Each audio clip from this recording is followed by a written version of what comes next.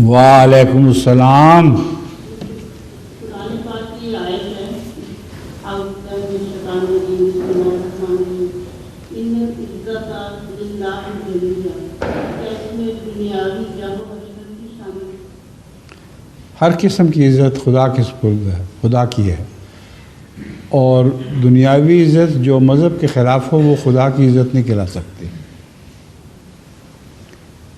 دنیا کی عزت جس میں روحانیت نہ ہو، مذہب کا حصہ نہ ہو، اس کو اللہ کی عزت کیسے کہہ سکتے ہیں؟ تو جب جمعیہ کا لفظ آتا ہے اس سے مراد یہ ہے العزت، یعنی حقیقی عزت۔ ال کا لفظ جب استعمال ہوتا ہے کسی لفظ کے ساتھ تو اس کا مطلب یہ بھی ہو جاتا ہے کہ سچی سچی عزت، حقیقی عزت، یا جو بھی لفظ ہو آگے الحمدللہ ہے، اس کا ایک مطلب یہ ہے کہ سچی اور خالص ہم صرف اللہ ہی کی ہے۔